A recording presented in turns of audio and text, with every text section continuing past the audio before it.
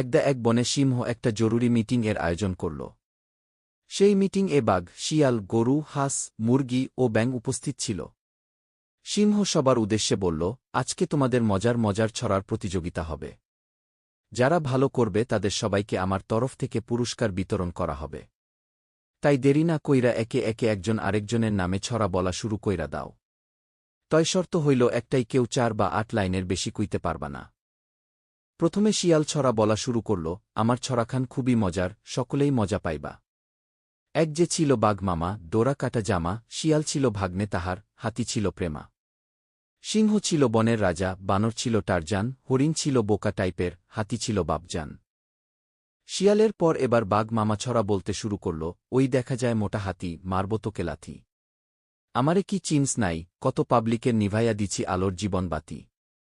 আমি হইলাম বনের টাইগার, সাহস অনেক বেশি, পাকনামি করিস না আর, ঘটবে দুর্গতি। বাঘের পরে এবার গরুর পালা, গরু ছড়া বলতে শুরু করল, দিনের বেলা খোলা মাঠে গরু খায় ঘাস, তাই না দেখে ছাগলে কয়, হইল সর্বনাশ, কিরে বেটা গরুর বাচ্চা ঘাস খাস কেনে, সাইনবোর্ডে চাইয়া দেখ, প্রবেশ নিষেধ এইখানে। শুনে ছাগলের ঝাড়ি, গরু হইল রাগ, এই বেড়া পিচ্চি ছাগল বাঁচতে চাইলে ভাগ। এবার ব্যাঙের পালা, ডিনি নদীর পারে বোকা ব্যাঙের ছাতা, চালাক সাপ দেখতে পাইয়া নষ্ট হইল মাথা। সাপ উঠল ফুস করে, কামড় দিল ঘাড়ে, বোকা ব্যাঙ শিকার হইল চালাক সাপের খপ্পরে। এবার মুরগি ছড়া বলতে শুরু করল, হাঁস ডাকে প্যাক প্যাক, আন্ডা পারে বড়, ভালো পানি নষ্ট করে, ঠোঁটটা কত বড়। সারাদিন ঘোরে ফিরে বনে জঙ্গলে, বেজি নেওল তারা করে শুক্র আর মঙ্গলে। এবার হাসা ছড়া ধরল, মুরগি করে ক্যাক ক্যাক, আন্ডা পারে ছোট, মাইনষের ঘরে ভাড়া থাকে, সাইজটা একটু ছোট। যখন তখন জবাই করে, মুরগির দাম নাই, চিল শকুন নজর মারে, মুরগির খেয়াল নাই।